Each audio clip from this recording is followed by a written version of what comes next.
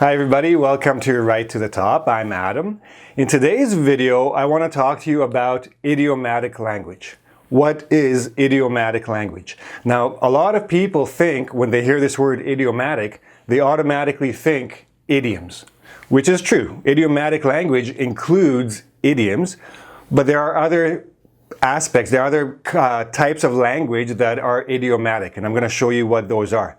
But before I get into that, I want you to also understand a lot of teachers or a lot of books, especially for the IELTS and TOEFL test takers, they will tell you not to use idioms in formal writing. This is not exactly true. You can and should use idiomatic language, but be very careful with the idioms, and I'll show you why in a moment. So first of all, idiomatic language. So it does include idioms, but it also includes collocations and phrasal verbs. Now, phrasal verbs and idioms are a type of collocation, but I split this into three categories just to make things a little bit more clear to you so you understand what I'm talking about. So let's start with collocations. What is a collocation? So a collocation is a pairing, like two words or a grouping of three or more words naturally and often. So for a native English speaker, certain combinations of words just sound natural, and certain combinations sound unnatural. So you have to start getting a bit of a feel for which words naturally go together. Now, there are different types of collocations. There are compounds, which are two words that work together, and the first word acts as a modifier for the second word. For example, high school, deputy minister, working holiday. The first word in each of these examples works as an adjective to the noun that follows it. So this is a very simple, straightforward kind of collocation. Then you have other kinds of combinations that there's no real rule to it. There's no thing you have to study like a system. You just have to know them. So for example, you do homework. You don't make homework. So do homework is just a natural pairing of these two words. Now, you also have to remember that there are other types of combinations. So for example, the teacher will assign homework, the student will take it home and do the homework, then the next day the student will submit the homework and the teacher will check the homework. So here you go, 4 different collocations, 4 combinations, but the key is to know that there's a limit. You can't just put any word with any word. So you have to start getting a feel for these and start taking notes on which words go together. Get a raise, have faith, change of plans, etc. These are all collocations. Then you have some collocations, and I'm not looking at idiomatic yet. I'm just looking at very straightforward collocations. All of these pairings, the individual words keep their meanings. They don't change. So the two words work like they're supposed to, and the whole pair or the whole group keeps the meanings of the individual words. Sometimes you have slight changes. So for example, agree on, agree with, agree to, and agree in principle. All of these essentially mean agree. So the agree part doesn't change. The different use of prepositions gives the complete collocation a slightly different meaning from one to the next. So for example, agree on and agree to. Let's say there are companies trying to negotiate a contract. They're going to do business together. So let's say there's 2 or more parties involved, 2 or more groups. Each group, each party must agree to all the terms of the contract. So each individual party must agree to the terms. When everybody agrees, then the whole collection of people, all the parties, agree on the contract. So agree to, the individuals agree on the collective, the whole. Now, I'm not going to tell you the meanings of all of these or give you examples. This is a challenge for you. What I want you to do is in the YouTube comment section, give explanations or definitions of these expressions, agree on, agree with, agree to, and try to use them in sample sentences and look at each other and give each other comments and try to be encouraging, right? Don't automatically criticize. If you think something's a mistake, say why you think it's a mistake and try to fix it. And then later on, I will contribute my own sample sentences. Okay? So that's essentially what collocations are. Now we're going to start looking at the idea of idiomatic. So firstly, you have idiomatic language or idiomatic meanings, and you have literal meanings. Literal means exactly what the words say. There's no meaning beyond the individual words. Once you go into idiomatic, the words individually can lose their meaning, and the whole group, the whole pairing or group has a different meaning than the individual words inside it. That's what idiomatic means. So for example, if you call someone a name, this is not the same as calling someone by name or by his or her name. And it is not the same as simply calling someone. If you call someone, maybe on the phone, you're calling them, making a phone call, or hey Bill, hey Mary, right? You call them, you say their name out loud, or you call them by their name, you say their name out loud. Calling someone a name means it's an insult, basically. Like, you're an idiot, right? So if you call someone an idiot, you're calling them a name. Idiot means a name. I can give you a lot more vivid examples, but it's probably better that I don't. So as long as you get the idea, calling someone a name is basically insulting them. Now, if something is out of reach, it could have a literal meaning or an idiomatic meaning. Out of reach means you can't grab it. It's farther than your hand. As far as you can reach with your hand, something is out means beyond it. That's the literal meaning. The more idiomatic meaning means impossible. Or if something is out of reach means you can't have it. It doesn't mean physically. It could be an idea, a concept, etc. That's the idiomatic meaning. Up in the air. A balloon can go up in the air, literal. Or idiomatic means undecided. Like there are no concrete plans. And teachers, they don't do anything to a child's brain, but over time they change their beliefs, their opinions, their understanding of something. So they're shaping their minds. So you have idiomatic or literal meanings, and a lot of collocations will have both. A lot of phrasal verbs will have both. A lot of idioms might have both. But we'll look at that a bit more specifically. Now, another problem that a lot of people have when it comes to idiomatic or literal collocations is prepositions, especially prepositions, because these can completely change the meaning of something, right? So look at these examples. At hand, in hand, on hand, by the hand, on the other hand, go hand in hand, out of one's hands. Let's look at on hand and in hand. This thing, this little pen we'll call it, is on my hand, literal meaning. But if something is on hand, if I have something on hand, means it's available. I have it here. I can use it now.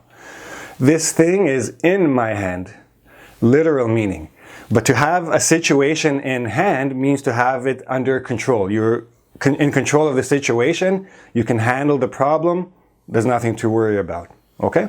So you see, literal versus idiomatic meanings, and you have to start understanding all of these.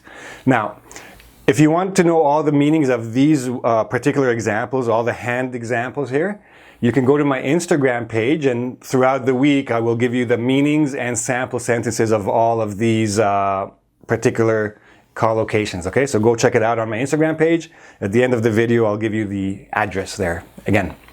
So, idiomatic, literal. Let's look at some phrasal verbs.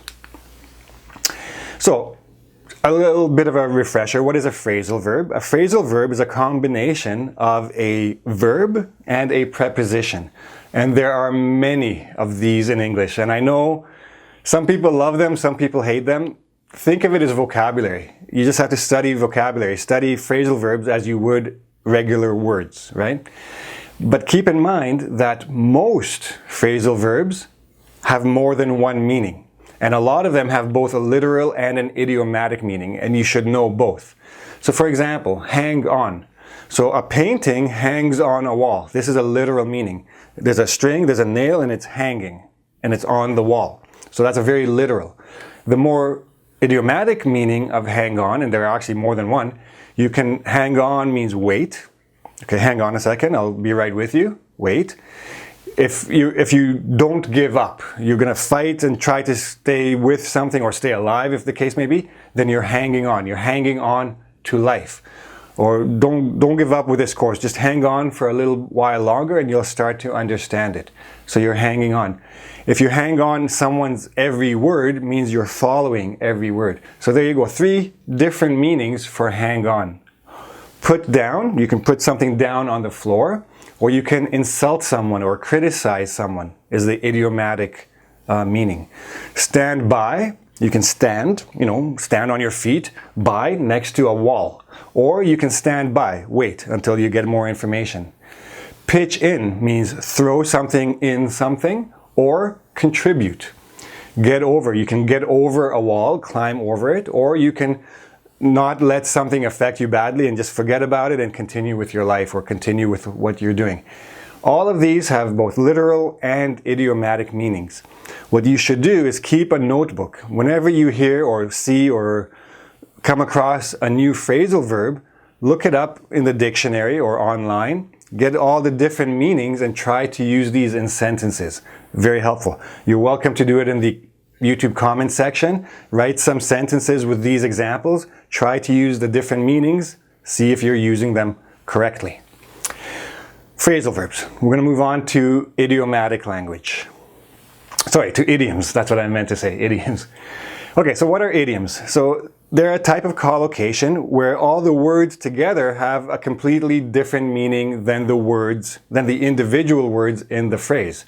So for example, sorry, that shouldn't be an essay. Make ends meet. Somebody makes ends meet. Now, technically, you take an end and you make them meet. That's a very literal meaning. In certain cases, you can use that as a literal expression. But mostly, to make ends meet, in terms of idiomatic language, means to make enough money to survive. Now, you could say, for example, most university graduates have a very difficult time making enough money to survive for the first few months after they graduate. Or many university graduates have a difficult time making ends meet after graduation. So why would I use an idiom?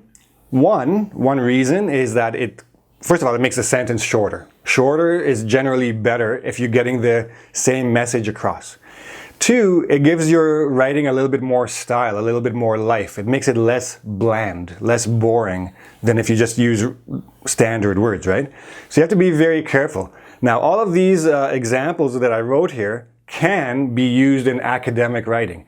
Make ends meet, lose one's touch, blow off steam, rule of thumb. The last one, wait, I'm going to explain that one a bit more. Don't use it in your essays.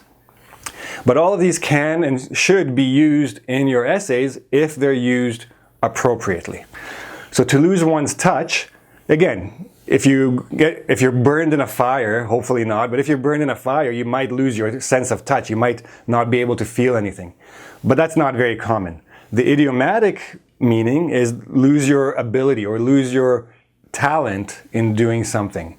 Blow off steam, relax. Rule of thumb, something that is generally true. Maybe not a fact, but generally it works. Now, run the gauntlet. This is a little bit of an old-fashioned idiom. People still use it today, but it's very, very specific. If someone runs the gauntlet, it means they are attacked or they face hardships regularly and they survive this experience.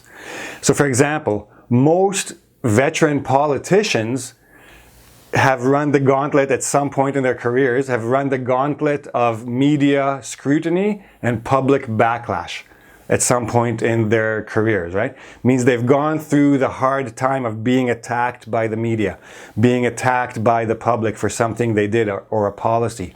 So every politician at some point will run the gauntlet. The reason I say don't use it in your essays is because A, it is a very specific situation that you would use this word in, and it's better to use simple words to get your message across than take the risk of using an idiom incorrectly. Okay? Now, I'm gonna come back to this particular one again. And just for those who are curious, a gauntlet is from the Middle Ages when they had like knights and soldiers fought with swords and stuff. It's like a metal glove that would protect your hand. So, and run the gauntlet, soldiers, when they were punished, soldiers would line up on two sides and the bad soldier would run between them and they would take turns hitting this soldier as he ran through the lines. That's why I don't worry about it too much, but I'll get back to it in a second. So that's idioms. Now, why do teachers tell you not to use idioms? And why I think that you should use idioms and phrasal verbs and other collocations. You should use them because they add style to your writing. And they show a little bit of comfort with the language, a little bit more natural use, because native English speakers use idiomatic language all the time. So you should try to use it as well. And for those of you taking the IELTS or TOEFL, they want to see your ability to use some idiomatic language. But again, be careful. So use idiomatic language only if it fits the context better than simple words would. So for example, make ends meet is probably better than have a hard time making enough money to survive. It's shorter, it gets to the point, it's idiomatic, it's a bit nicer, I guess. It's more stylistic, I guess you could say. Make sure that you know the meaning and the usage of the idiomatic phrase 100%. If you're a little bit guessing or you think it might fit, don't use it. Just use simple language. Get your message across clearly first. The message is more important than the way you're delivering it. As long as it's clear, that's the most important. Once you can make it clear and stylize it, go for it, right? If you are sure of all parts. So remember, run the gauntlet. There's another expression, throw down the gauntlet. Same word at the end, gauntlet, but the two idioms are completely different. When you throw down the gauntlet, you are presenting someone with a challenge. Like you're challenging them to something, or you want to fight them about something, right? If you mix these up, if you say run down the gauntlet, as the reader, I don't actually know what you're trying to say. You're confusing me, and you're maybe confusing the whole sentence, maybe the whole paragraph, and you've lost the effect of delivering your message. And that's why you would lose points on the IELTS and TOEFL essay, or in your university courses, etc. Make sure you know all the little pieces. Call someone by name, call someone a name. One little difference, preposition or article, completely changes the meaning of the expression. Make sure you know all of it, or don't use it. And I'm repeating myself, I know, because this is very, very important. I want to make sure it gets in there and you understand. Lastly, even if you do know good idioms and you know good phrasal verbs, use them sparingly. I've seen essays where people try to put an idiom into basically every paragraph, or even two into every paragraph. 1 or 2 per essay is plenty. The more you push them, the more you force them into your writing, especially for the test takers, the examiners understand that you memorize the list of idioms and you're just forcing them in there trying to raise your score. This will actually lower your score, not raise it. So be very careful. Use 1 or 2, make sure it fits the context, and away you go. Okay? And that's it. That's all you need to know about idiomatic language. The key is understand them, find them, keep a notebook, and practice using them. And listen to native speakers, because we use them a lot. We use idiomatic language a lot. It's just more fun. Do you know what I mean? So anyway, if you have any questions, please ask in the YouTube comment section. Don't forget, you can follow me on Facebook. You can follow me on Instagram. I'll explain some of these words. And these words here below, the useful vocab, I will explain them at the end of the week. I will put them on my Facebook page with some examples and stuff like that. You can check them out there. Now, if you like the video, please give me a like. Don't forget to subscribe to my channel. You can do it down here. There's a little button there. And don't forget to press the bell, so when I put up a new video, you'll get a notification and you can watch and hopefully get some more interesting things from me. Okay? Until then, have a good week. Bye-bye.